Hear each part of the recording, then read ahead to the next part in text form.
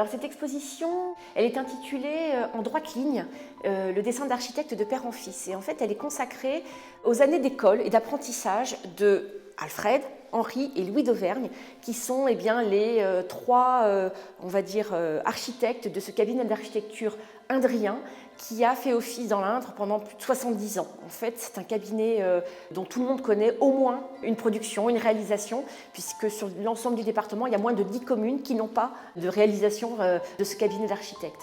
Donc il œuvre entre 1850 et 1920. Donc 70 ans pendant lesquels le père, Alfred, et les deux fils, Henri et Louis, vont construire des bâtiments civils, religieux, publics, privés. Donc en fait, on connaît tous une école, une église, un palais de justice, pourquoi pas un château, construit ou en tout cas réalisé par la famille d'Auvergne.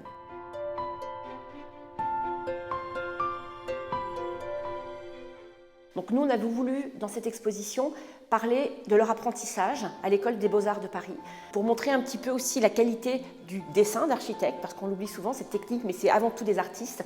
Donc c'était aussi de montrer cette qualité-là, et c'est à partir de cette formation à l'École des Beaux-Arts qu'ils vont pouvoir œuvrer sur le département. On peut dénombrer à peu près 1300 bâtiments réalisés, en tout cas sur lesquels sont intervenus les architectes d'Auvergne, sur le département de l'Indre. C'est énorme, c'est un monopole.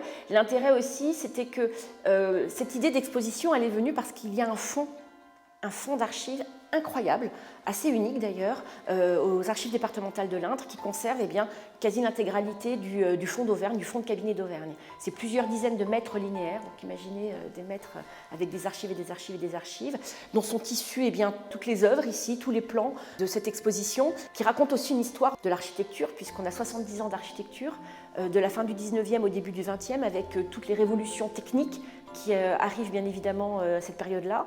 Et puis c'est aussi une certaine histoire des territoires. Comment on reconstruit, comment on urbanise, comment on voit nos territoires au 19e siècle, à la fin du 19e, au début du 20e siècle. On va construire des écoles avec la loi Ferry, comment on va construire des nouvelles mairies, comment on reconstruit des églises, comment on repense en fait notre territoire. Et ça, c'est la vraie question aussi de ces expositions, c'est de regarder et non pas de voir notre patrimoine du 19e siècle, de permettre aux Indriens de regarder à nouveau ce patrimoine et d'en être fiers.